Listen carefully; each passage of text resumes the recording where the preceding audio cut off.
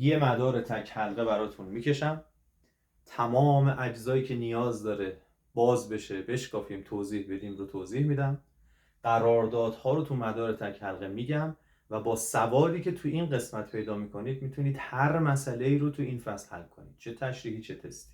خب بریم ببینیم داستان از چه قرار. یه لامپی رو باتری رو تصور کنید، مثلا فرض کنیم 10 ولت. یه باتری 10 ولت رو چجوری نشون میدیم؟ میگیم اپسیلون ایه، این ایه ها. خب فونتمون اینجوریه، به جای اینکه ای بنویسیم مثل آدم اینجوری دوست داریم بنویسیم. ای یا اپسیلون مساوی 10 ولت. اصطلاحاً میگن نیروی محرکه باتری 10 ولته. ترجمه فارسی افتضاحیه ولی اختلاف پتانسیل این دو صفحه چنده؟ 10 تاست. قراره که ایشون بیاد یه مقاومتی رو تغذیه کنه، انرژیشو بده به اون. مقاومت هم یاد گرفتید با آر نشون میدیم و فرض کنید آر 5 اوهمه. پس به کمک یه باتری یه مقاومت 5 اوهمی رو بریم تغذیه کنیم، انرژیشو بده به اون. خب چه اتفاق میفته؟ جریان از قطب مثبت راه میفته و بلدیم جریان رو به دست بیاریم. چجوری به دست میاد؟ V مساوی آی آر یادتونه؟ یا V تقسیم بر آی میشد آر یادتونه؟ ولتاژ مدار به جریان مدار میشود مقاومت مدار. الان تو این سوال تولید کننده یا اختلاف پتانسیل مدار رو دارید، جریان رو ندارید و به شما گفته مقاومت مدار هم 5. سیم ها هم که هیچ مقاومتی ندارن، تنها مصرف کننده این مدار فقط 5. خب عدد میذارید دیگه، میگید که ولتاژی که به من دادی 10، اختلاف پتانسیل 10، جریان رو نمیدونم، مقاومت چقدره؟ 5. از اینجا جریان چقدر به دست میاد؟ جریان میشه 2 آمپر. جریان 2 آمپره. این جریان 2 آمپر. خب حالا بریم تو مدار این 2 آمپر رو ببینیم چه کار میکنه. اختلاف پتانسیل نقاط مختلف رو میخوام به دست بیارید، خیلی کمک میکنه این دید. امیدوارم که بتونم بهتون انتقال بدم، اینجوری فکر کنید، اینجوری نگاه کنید. خیلی خوب، بار مثبت ما از اینجا راه میفته، جریانمون هم چقدره؟ 2 آمپر. همینجا یه چیزی یادم افتاد بگم، اگر اینجا جریان 2 آمپره، اینجا هم جریان چقدره؟ 2 آمپره. اینجا هم جریان چقدره؟ 2 آمپره. یعنی در مدار تک حلقه همیشه جریان یک عدده، نمیتونه مقدار جریان عوض شه. چرا؟ چون جریان تعریفش بود Q به روی T. اینجا هم جریان تعریفش هست Q به روی T. باری که عبور میکند از مدار تقسیم بر زمان. چون این مدار به جای وصل نیست، نه بارش کم میشه نه زیاد. پس اگر 2 ثانیه فرصت بدم یه مقدار بار رد میشه، 2 ثانیه فرصت بدم همون مقدار بار باید رد شه. نمیتونه مقدار بار بیشتر یا کمتر بشه. قانون پایستگی بار. خب آقا جریان رو فهمیدیم، باشه. این چیزی که الان یه دفعه یادم افتاد بهتون بگم که جریان در همه جا ثابت. خیلی خوب، اسم‌گذاری میکنم بتونیم خوب حرف بزنیم. پتانسیل این نقطه رو اسمشو بذاریم A، پتانسیل این نقطه رو اسمشو بذاریم B. پتانسیل این نقطه A است، پتانسیل این نقطه B است، یعنی چی؟ خیلی برام مهمه اینو بفهمید. پتانسیل نقطه A، خود پتانسیل یه نقطه تو فیزیک معنا نداره، ولی وقتی نوشتی 10 ولت یعنی قطب مثبت باتری از قطب منفی اون چند ولت بیشتره؟ 10 تا، چون اختلاف پتانسیل رو به ما میدن دیگه. پس A نسبت به B پتانسیلش 10 تا بیشتره. اگر فرض کنیم پتانسیل نقطه B 0 باشه، اگر اینو فرض کنیم V B اگر فرض کنیم 0، قبول دارید که V A میشه چقدر؟ 10. پس این 10 تا تو جیبشه، این هیچی تو جیبش نیست. این پول داره، این هیچی پول نداره. این ارتفاع داره، این هیچی ارتفاع نداره. دارم اینجوری میگم که هی مقایسه کنید. خب دقت کنید، اینجا نقطه آ باشه، قبول دارید اینجا هم آه یا اینجا هم آه یا اینجا هم آه. چرا هی میگم اینا نقاط آن از نظر فیزیکی؟ چون تو مسیری که داری میای نه انرژی نقطه آ زیاد میشه نه کم میشه. تو مسیرش نه باتری وجود داره که تولید انرژی کنه، انرژیشو زیاد کنه، نه مصرف کننده ای هست که انرژیشو کم کنه. برای همونم همه این نقاط همواره تا اینجا که رسیدیم آه. ولی وقتی بیای سراغ مقاومت و ازش رد چی دیگه آ نیست، چون یه مصرف کننده وجود داره. خب از این ورم بیاید، اگه اینجا بیه اینم بیه، همه جای این نقاط همه جای این مدار همشون میشن بی تا برسه به اینجا. برای همونم میگیم اختلاف پتانسیل دو سر مقاومت با اختلاف پتانسیل دو سر باتری برابر است. میبینی؟ حفظی جلو نمیری که همینجا حفظی میگن آره دیگه مقاومت با باتری موازی است پس ولتاژش برابر است. قشنگ یاد بگیرید که چرا این اتفاق میفته. اگر اینجا آه پس اینجا هم آه. چرا؟ نه تولید کننده نه مصرف کننده، هیچی وجود نداره، پس اینجا با اینجا هم ارتفاعه، هم انرژیه، هم پتانسیله. این ورم همینطور. پس اختلاف پتانسیل دو سر مقاومت چند بود؟ 10. فرمول که نوشته بودم V مساوی با IR. هر قطعه الکتریکی اختلاف پتانسیل دو سرش مساوی است با این چیزی بود که قانون اوم گفته بود، جریانش ضرب در مقاومتش. برای همونم جریان شد چند؟ 2 آمپر. گرفتیم؟ پس جریانی که از اینجا عبور میکنه میشه 2 آمپر. حالا من هیچ سمت چپ دارم میرسم. جریان همش دو. خیلی خوب، این جریان دو رو دارید. و الان چیزایی که میخوام بگم خوب دقت بکنید. نقطه آ انرژیمون 10 بوده طبق قرارداد و توافقی که کرد. اینجا 10 میاد اینجا، میاد که از مقاومت رد شه. بچه از مقاومت رد شه، از مقاومت که عبور میکنه، مقاومت انرژیشو مصرف میکنه. چقدر پول تو جیبش میمونه؟ میاد میشه نقطه ب و نقطه ب جایی است که میگید هیچی انرژی نداره. یعنی این تمام انرژیشو چیکار کرد؟ مصرف کرد. خب حله؟ حالا این قراردادها که بود که میخواستم هی بگم، من تو مثال بعدی عددی میگم حل میشه، فقط اینجا دارم تکرار میکنم. اگر موافق جریان عبور کنیم از یه مقاومت، انرژیمون افت میکنه، پتانسیلمون افت میکنه. جریان ثابت، جریان 2، همه جا 2. پتانسیل چند بود؟ 10. پتانسیل چند شد؟ هیچی. چقدر کم شد؟ به اندازه آی ضرب در آر. به اندازه آی آر پتانسیل هم کم شد.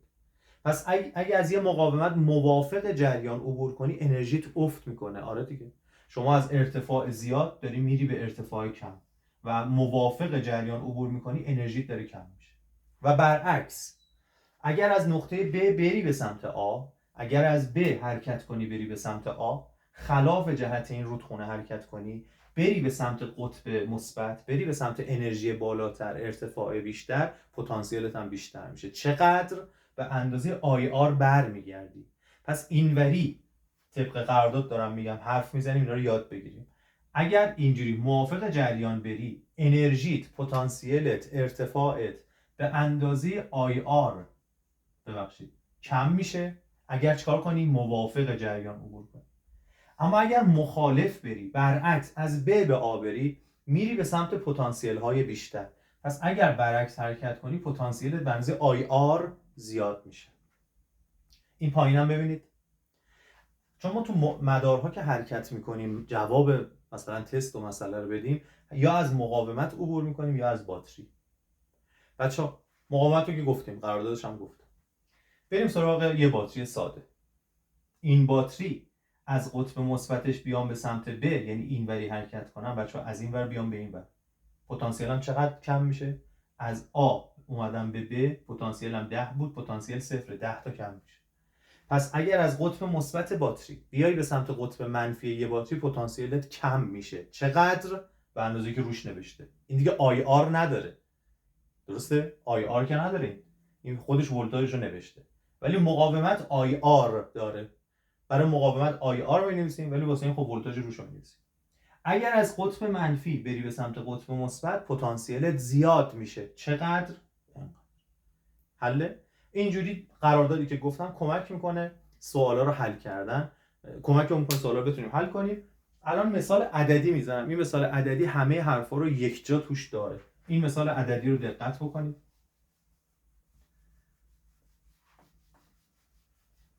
یه مثال عددی، این دفعه به جای یه مقاومت بچه‌ها 2 تا مقاومت میدم.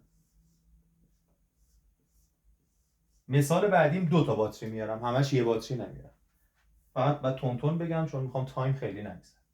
فرض کنید باتریمون 12 ولت، مقاومت R1 2 اوم، مقاومت R2 4 اوم. خب چه اتفاقی میفته؟ چیزی که خیلی مهمه اینه که شما جریان رو بدونی. جریان از قطب مثبت شروع میشه. خیلی خوب. جریان چجوری به دست بیاریم؟ اپسیلون مساویه با آی ضرب در همه مقاومت ها. هرچی مقاومت تو مدار هست و با هم جمع میکنیم تو مدار تک حلقه میذاریم اینجا. آی رو نمیدونیم، اپسیلون اونم 12. حتما میپرسید که چرا مقاومت ها رو اینجا با هم جمع میکنی؟ چرا ضرب نمیکنی؟ چرا تقسیم نمیکنی؟ چرا مثلا تقسیم توافقی بینشون نیست؟ واسطه هندسیشون تو اینجا نیست؟ چرا با هم جمع میکنی؟ این طلب شما بمونه واسه قسمت های آخری که اتصال مقاومت ها سری و موازی رو میگم، ثابت میکنم که چرا باید با هم جمع کنیم. خیلی خوب. اپسیلونمون چقدره؟ 12. جریان نمیدونم، همه مقاومت هم 4 و 2 6. از اینجا جریان میشه چقدر؟ 2 آمپر. آقا جریان مدار 2 آمپر. خیلی خوب. پتانسیل اینجا هم حواستون هست نقطه آ 12. پتانسیل نقطه ب 0. اختلاف پتانسیلشون 12. یعنی از اینجا حرکت کنی برگردی بیای به نقطه ب، پتانسیل 12 تا کم میشه. از آ بری به ب، پتانسیل 12 تا کم میشه. خیلی خوب. حالا سوال کرده، سوال پرسیده، گفته اختلاف پتانسیل دو سر مقاومت ها را به دست بیارید. جریانی که فهمیدیم دوه. خب حالا نگاه کنید، اینجا رو خوب دقت بکنید. اختلاف پتانسیل دو سر مقاومت R2 یا R1 را به دست بیاورید. میریم به دست میاریم. خب این نقطه آ میبینید همچنان آ. این ور چی؟ همچنان بیه. اما وقتی رد میشید اینجا این وسط بین دوتا مقاومت دیگه آ یا ب نیست، اسمشو میذارم سی.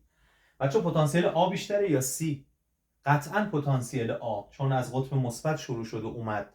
ولی وقتی از یه مقاومت رد میشیم موافق جریان، حتما انرژیمون کم میشه، میرسیم به سی. پس وی آ منهای وی سی رو از من پرسید، باید چی کار کنم؟ پتانسیل آ از سه چقدر بیشتره؟ یاد گرفتید. به اندازه چقدر؟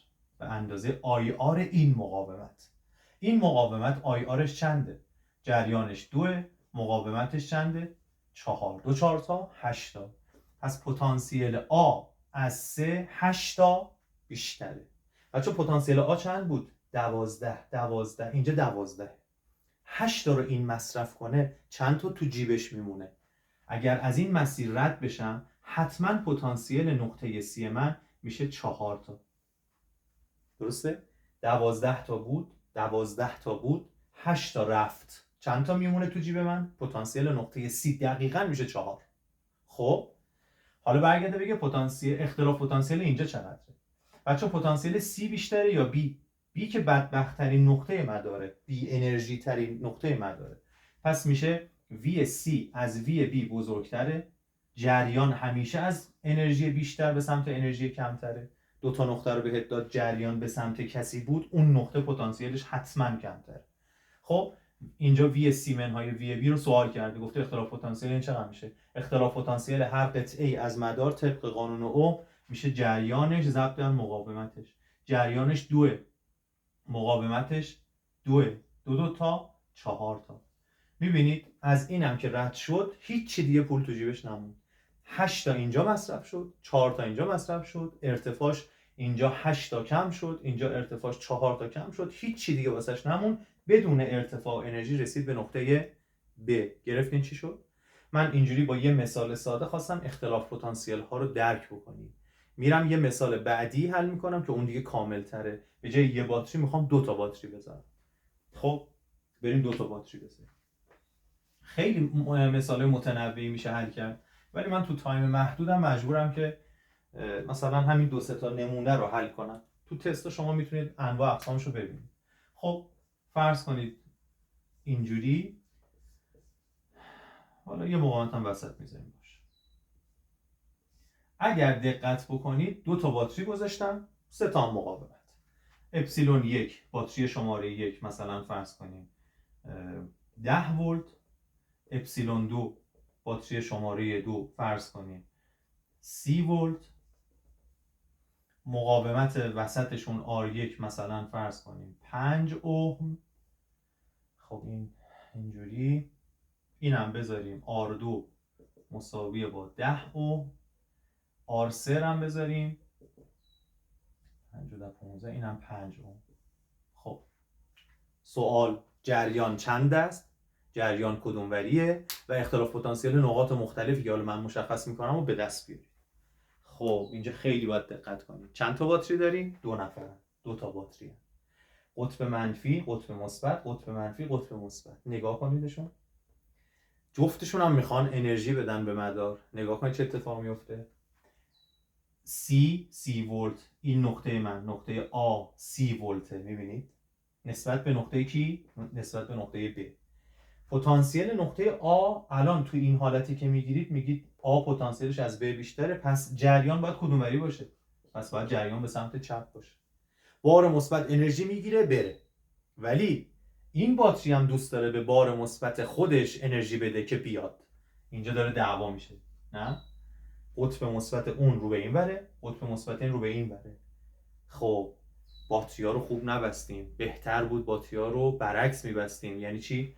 یعنی این برعکس میشد که همدیگه رو تایید میکردن. نه اشکال نداره، همه سوالا اینجوری نیست. بعضی وقتا باتری‌ها موافق هم نیستن، همدیگه رو تایید نمیکنن. و تو مدارها، تو کنترل‌ها هم شما دیدید منفی مثبت منفی مثبت، درسته؟ هیچ وقت دو تا قطب مثبت رو به هم وصل نمیکنن. من این کاری کردم تا بفهمید مدل‌های اینجوری هم داریم. خب آقا باتری با 10 جول انرژی بار مثبت رو پرت میکنه، این باتری با 30 جول. بالاخره این بار مثبت من کدوموری حرکت میکنه؟ زور کدوم باتری بیشتره؟ بله زور این بیشتر. پس اگر این 30 جول داره انرژی میده، این 10 جول انرژی میده، دعوای بین این دوتا نتیجه چی میشه؟ میگه آقا بین این دوتا دعوا شد، خب تکلیفشون رو با هم معلوم کنن. این که قوی تره حرکت رو راه بندازه، ولی خب این مخالفشه دیگه، انرژیشو ازش بگیره. برای همون هم جریان رو همیشه قطب مثبت باتری قوی تر تعیین میکنه و جریان همیشه به سمت، حالا تو این مدار به سمت این وره. جریان اینجوریه. خیلی خوب، جریان این تیپیه، اوکی، جریان رو فهمیدم، اما مقدارش چقدره؟ دقت بکنید، اینجا دارید حرکت میکنه بار مثبت، میرسه به قطب مثبت، به قطب مثبت رسید رد میشه، پتانسیلش چی میشه؟ کم میشه. یعنی بار مثبت من وقتی از اینجا حرکت میکنه به سمت خونه اولش، این باتری نه تنها بهش انرژی نمیده، انرژی ازش میگیره. دقت کنید دیگه، بار مثبت رسیده به صفحه مثبت، حرکت میکنه، میتونه رد شه؟ نه، حتما باید این اختلاف پتانسیل رو پولشو بده. این باتری بار مثبت رو بهش انرژی میده، پول میده و از این قطب میبرش به این قطب. چقدر پول تو جیبش میذاره؟ 30 تا. ولی وقتی از اینجا میخواد رد بشه بار مثبت من از اینجا میخواد رد شه بره اونور، این صفحه مثبت نمیذاره، برای همون هم انرژیشو ازش میگیره. نتیجه باتری ها مخالف بودن.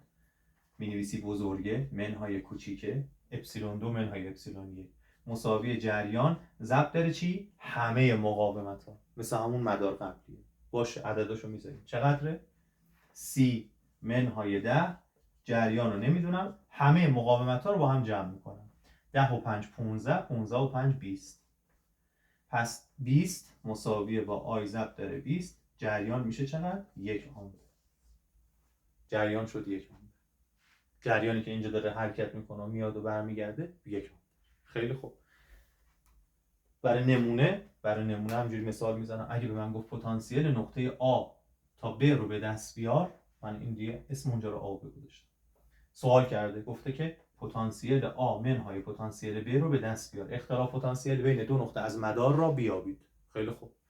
من از اینجا تا اینجا رو چیکار کنم؟ خب باید حرکت کنی تا ببینی که پتانسیلت زیاد میشه یا کم میشه. قرارداد هر وقت گفت وی آمنهای وی ب رو به دست بیارید، از ب حرکت کنید برید به سمت آ. یعنی من باید از ب حرکت کنم برم به سمت آ. برای اینکه از ب حرکت کنید برید به سمت آ، 2 تا مسیر دارید، یا مسیر خلاف جریان یا مسیر موافق جریان. هر مسیری که دوست داشتید میتونید برید. خب مثلا مسیر مخالف رو برم، آسان‌تر، نزدیکتر. یادتون هست یه خلاف برم چه اتفاق میفته؟ به اندازه آی آر انرژیم زیاد میشه، چون دارم میرم به سمت مبدأ انرژی. خب من اگر اینوری حرکت کنم، از ب به سمت آ برم، به مقاومت که میرسم به اندازه آی آر انرژیم زیاد میشه. دوباره میرسم به یه مقاومت، انرژیم به اندازه آی آر زیاد میشه. اینا رو حساب کنیم بذاریم اینجا. چقدر میشه؟ آی آر این مقاومت بچه آی شد یک دیگه. خب یک ضرب در 5 میشه 5 به علاوه اینجا هم یک ضرب در 10 میشه چند؟ 10. پس پتانسیل من به اندازه 15 واحد زیاد میشه. پتانسیل آ از ب 15 تا بیشتر.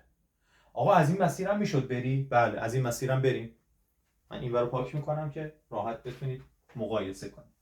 خب اگه مسیر موافق جریان رو برم چی میشه؟ بازم باید از ب حرکت کنید برید به آ. خیلی خوب، از ب حرکت کنیم، میایم از یه باتری رد میشیم، از قطب منفی میرن به قطب مثبت، از قطب منفی به قطب مثبت انرژیم 30 تا زیاد میشه، پتانسیل هم 30 تا زیاد میشه. از یه مقاومت موافق جریان عبور میکنید، از یه مقاومت موافق جریان عبور کنید، انرژیتون افت میکنه به اندازه آی آر، ولتاژتون به اندازه آی آر افت میکنه. آی که یک بود، یک 5 تا 5 تا 5 تا کم شد. رسیدیم به یه باتری، از قطب مثبت برم به قطب منفی، پتانسیلم افت میکنه. چقدر افت میکنه؟ 10 تا. و حساب کن رسیدیم به آ دیگه و تو مسیر دیگه هیچ کسی نیست، نه تولید کننده نه مصرف کننده. چقدر میشه؟ سی منهای 15 میشه 15 ولت. یعنی شما چه از این مسیر بری چه از این مسیر بری فرقی نمیکنه، به هر حال انرژی همونه، اختلاف پتانسیل همونه. و نکته آخر، اگه این باتری ها موافق بودن، یعنی به جای اینکه اینجوری باشه، یعنی این قطب منفی و مثبت برعکس بود، یعنی این میشد قطب منفی و این میشد قطب مثبت، میبینید که باتری ها همدیگر تایید میکردن. یعنی این باتری و این باتری همدیگر رو تایید میکردن، میشد 40 ولت و جریان قوی تر میشد و مسئله رو حل میکردیم. پس اگر هم جهت بودن با هم جمع میکنیم، خلاف جهت بودن از هم کم میکنیم. بچه تو این حالتی که همون اول بود، این باتری من میشه مولد، تولید کننده انرژی، به این باتری میگن مصرف کننده انرژی. این همون شارژر باتری موبایلی که داره در حال شارژ، داره شارژ میشه. یعنی ایشون میاد تو مدار، میزنیم تو مدار، وصلش میکنیم، هست، اما باتری تولید کننده انرژی نیست. باتریه که داره شارژ میشه. باتری که داره شارژ میشه تو مدار هیچ وقت موافق جریان نیست، مخالف جریانه. یعنی این تولید کننده است، همه اینا مصرف کنندن، حتی این باتری مصرف کننده است. برای قسمت بعدی میخوایم بریم خود باتری با مقاومت درونی رو بشناسیم.